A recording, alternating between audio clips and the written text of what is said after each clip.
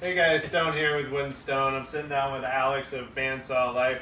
One of the things that comes up a lot in my classes or with business associates is they see some things come out really successfully, both in woodworking skills or woodworking projects and or with my business, and they think it happened overnight. And I try and be really open about that, but Alex was gracious enough to also sit down, and we're going to talk a little bit about our woodworking experience and his shop and his business that he's built over the last few decades, and how it all comes down to luck. No, so I just had a couple of questions that I wanted to get on camera from Alex, so you can have somebody other than me that actually has a lot more experience, both with woodworking and in the business of teaching and being self-employed, what that looks like. So hopefully you're going to hear pretty much the same thing that I'm preaching, but we'll see what happens. So you have a beautiful shop here, Alex. Thank you. And with air conditioning and heating and some of the best tools that there are for woodworking, I imagine that didn't start overnight. No, it did not. Not at all. I've been collecting tools for many, many years, and this is not even all the bandsaws that I have. I have several some in storage, some with friends. I mean, bandsaws are something that I never ever want to just give away because I always want to test them for accessories, things like that. So, but in my shop, I will tell you that the Powermatics are kind of my go-to. You know as well as I do, when you work with tools, whatever really makes you happy is the tool that you're going to use. Right. And my wife has accused me of cutting toothpicks on this one just because it's a big saw. I really enjoy working with it, the larger table. But this was not even the first saw that I had. This I got after doing a commercial for JPW. But the first saw I ever had is that old Sears in the corner. And everybody sees all these wonderful saws, and the first thing they're why do you still have that POS in the corner? It's the first heart, right? Yeah, right. That's what started all of it. I can guarantee you this is a good 30 plus years of collecting and just kind of staying focused on what I do, and what I do is bandsaws. Right, and even that, did you start with bandsaws? Actually, I started with scroll saws back in the day and learned how to cut those teeny little reindeers, and then when I started demoing blades and selling blades, I thought, surely we can do a reindeer on the bandsaw, and that's how I came up with the stabilizer so that I could demo. And the stabilizer, of course, was my very first patent. So did the scroll saw experience that help lead to the stabilizer patent? It did. The scroll saw basically taught me how to cut with a moving blade, and it was safe, so I got many cuts, but nothing serious. And then when I graduated to the bandsaw, I knew I didn't want to get cut with it, and so I was much more careful. But again, I wanted to be able to cut that reindeer, and so that's when I came up with the stabilizer. Almost every patent I have has been out of, honestly, selfishness. I wanted to make it easier for me to demonstrate. And then it almost surprised you that everybody else was Everyone really thought interested. it was a good I'm idea. having the same problem. Yeah. And those patents, a lot of that's done with Carter, right? One of your sponsors. Carter Products is definitely the company that put me on the map. They are a company that will always be the company that helped me and my family. They basically have helped me get several patents. There are 7 different items that I've come up and helped them with, but they've also really funded that patent, how you would say it, that pathway for me. Sure. And really kind of gave me a solid foundation in this industry. So you had mentors and help along the way, along with your work ethic. Yeah, no question about it. Peter Perez, who's the owner of Carter Products, and now his son, Lee Perez, is the president. Peter was my guardian angel. Matter of fact, the very first time I ever demonstrated the stabilizer, Peter Perez was in the crowd, and he walked up to me, handed me his card, and he said, "Son, we need to talk." And it was Carter from then on. So a little bit of luck that he was in the audience, but then you jumped on it once it came your way. Actually, again, Carter did not owe me a thing, and they gave me everything. Yeah. They're just a truly ethical company. Yeah, I agree. That's why I started working with them. Thanks for introducing me. Yeah, really great company, and from my hometown, Grand Rapids, so that was really nice. It's really good to be able to go back to visit family and then also see them. There you go. And then that's grown into, you also have sponsorship from Powermatic, Type Bond, and who else? JPW, which is Jet and Powermatic, Type On, Woodcraft, all just fantastic companies. Right. And companies that I've been with for up to 30 years, you know, some of them 10 or 15, some of them are just, but when I get a company that is willing to sponsor me, I don't take that lightly. Right. These are fantastic companies, and they've stuck with me for all those years, so that tells me that both them as a sponsor and myself are doing something right. Yeah. So in a world of everything's moving fast and we want the next shiny thing, which does play a role in it, these longer term steady relationships that are founded on trust is still playing a really big role in Absolutely. our business. Without any question. I mean, trust me, there's been more than one company that have come after me and said, "Hey, we would love to sponsor you," and I won't do it, mainly because I believe that loyalty pays off in the long run. Yeah, and reputation can be far more valuable. Reputation is what carries you through the tough times. Easy times, No everybody question. can do, right? Yep. Yeah. So, and that even those relationships take time to nurture, right? Like they didn't show up ready to rock and roll day one. Yeah, and they don't sponsor you for that long unless you're you know, steady, you're somebody who's trustworthy, and I like to think that I'm kind of in the middle of both of those. Right? So that's the value, and not taking the first buckets. A lot of influencers that are out there, or people that are trying to become influencers, building a steady foundation and long-term relationships over time, although it doesn't all happen quickly at once. It's less of a flash in the pan. It's something that you can actually build a career on. Yeah, if you think that you're just going to come into the industry and be a one-hit wonder, it doesn't work that way. Right. It's years and years and years of getting in front of people, not just the YouTube, but you know, I did trade shows all over the U.S., Europe, Australia, Taiwan, you name it. I've definitely had a chance to teach in all these places, but I just kept showing up. That's the thing that you got to do. You got to keep showing up, even when you think, keep showing up. I promise you'll win in the end. Yeah. Even when you're tired, even when you don't want to do it, just do what you said you were going to do. Yep. Even though sometimes, I think you and I have even talked about, you wake up in the morning like, I signed up for this weeks ago. I'm not really interested today, but you do it anyway. Keep your word and you never provide know. value. You never know when that all of a sudden that fruit is going to just pop up. Yeah, I was surprised by that in my business. It was one of those days where I was like, I'm not really interested, and then a catalyst for a huge change in the direction that we were taking was somebody that happened to be there that day, much like what you just described with Carter. Right. You don't get to pick when those days show up, Nope. so show up every day, right? So from the woodworking standpoint, everybody sees your reindeer and your bandsaw boxes and, of course, your beautiful cutting boards that you teach the classes on.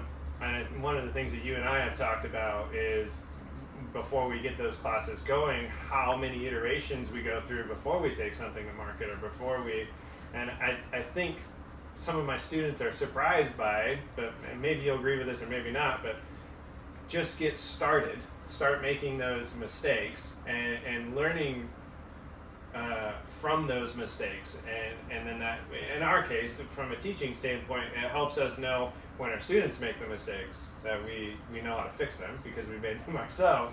But we don't start from the reindeer that you crank out in 1 minute now. The first No. one didn't go that way, did it? You can't teach and explain all the mistakes unless you've made them. Yeah. And trust me, I have, and when I do these cutting boards, my wife would tell me, I don't know how many times, how many of those are you going to make? Until I don't make any mistakes or I know every mistake that's possible. I can guarantee you every cutting board that I teach, I've done 100 plus times, just so that when I teach someone something, I don't have to say, when they have a question, let me check, I have an immediate answer because I've made that mistake. Yeah, it's so valuable in teaching people, both in being able to fix it on the fly while they're making a mistake, and also in their confidence in you as a teacher. Because when you don't have that, I don't know, I think it helps out a lot to build their confidence in you, so they listen to the next time. In my experience, anyway. A lesson without pain is worthless. Yeah, and I've also heard, I forget who I heard this from, it was a video somewhere, but they said, do the thing, then teach the thing while you're doing more, right? And so like you just end up being like further down the path than the people that you're teaching. But we're still learning, like I'm still learning from you about bandsaws, and I've traveled around a little bit to learn a little bit more about teaching. But and I'm sure you have, as you were coming up, there was plenty of people that you were learning from along the way. I've learned more from my students than anybody. Yeah, that's a big one. They are, how come we can't do it this way? I don't know. Yeah, that's a good question. Because we've always done it that way. It's not a good answer, right?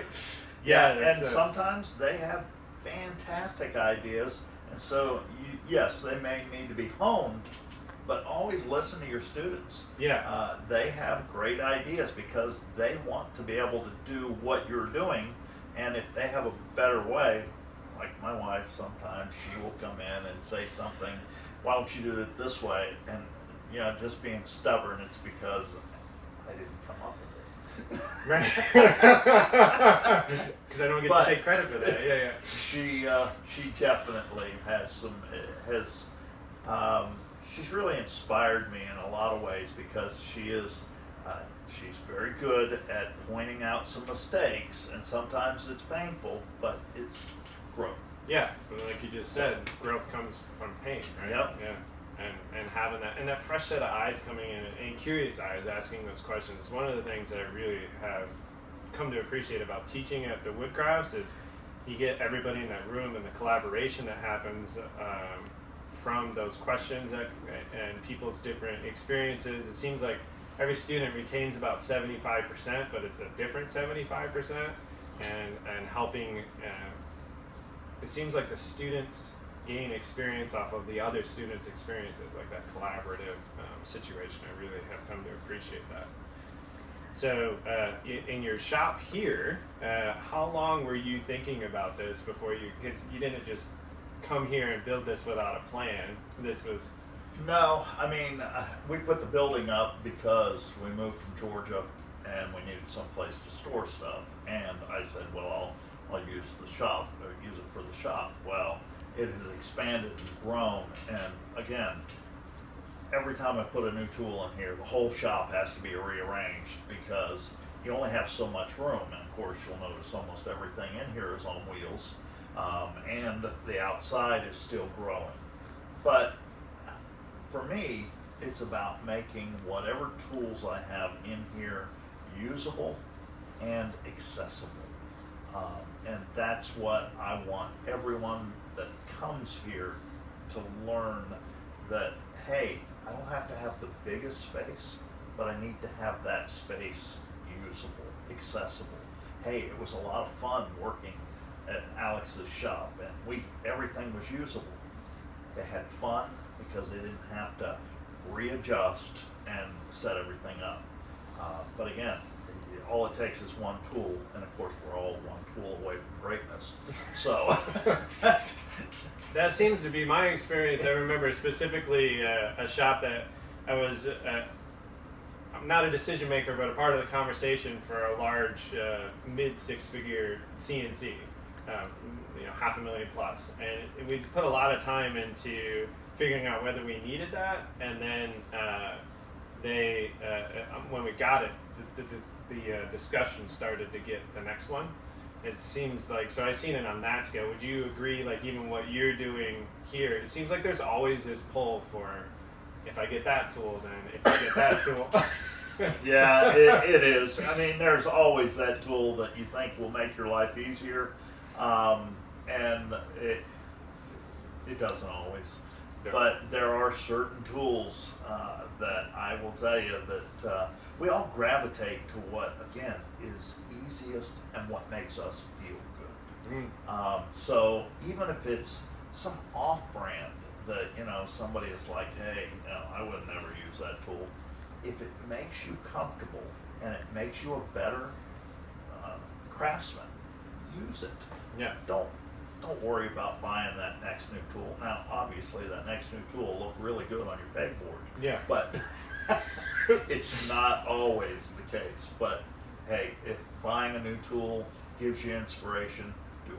Yeah, get you excited about starting to use those new tools, but yeah, do whatever it takes to get you in the game. Yep.